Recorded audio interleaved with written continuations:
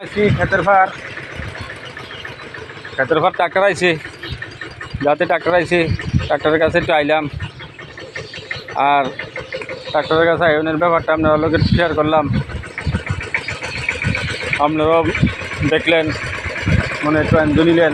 আমার কাছেও একটু ভালো লাগতে আছে এই জায়গাটা, তাই এই যে পাথর খারাপ পাথর আপনারাও একটু জায়গা পাচ্ছি আছি। আপনারা যে যেখানে আছেন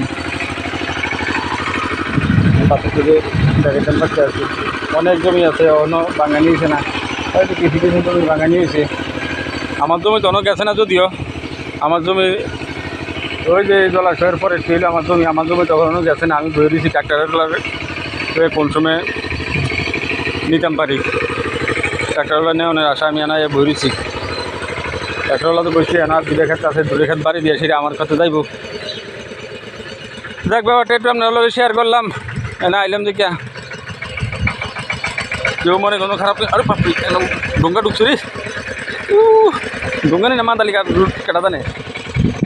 তো বন্ধুরা না, ওই ব্যাপার হলেও খেতে ভাতের সাইডে মাইডে আইলে একটু হুমসে থাকার লাগে। কারণ খেতে ভাতের আশেপাশে ডুঙ্গা, মাদালি, ওই কীটা জানি কয়, ওই বিষ ফিরফা, এই সমস্ত জিনিস থাকে। এটির থেকে একটু সাবধানে চলবেন। আবার মাঝে মাঝে সেলা টেলাও শুকে থাকবেন। নিজের স্বাস্থ্যের দিকে একটু লক্ষ্য রাখবেন। এখন বর্ষাকাল, খেতে খামারের আশেপাশে যাইবেন। খেতে খামারের আশেপাশে গেলে দেখবেন অনেক ধরনের বিষাক্ত পোকামাকড় আছে, ডোঙ্গা, মাদালি, চালা, এই সমস্ত জিনিসের দিকে একটু লক্ষ্য রাখবেন। ব্যাপার হলে আমরা গরিব মানুষ, খেত কৃষি তো করতে হইব। যাতে খেত কৃষি করতে হইব, তাহলে খেতে ভাতের কাছে যাইতে হইব। আর এই সমস্ত বিষাক্ত জন্তু থেকে আমরা সাবধান থাকতে হইব।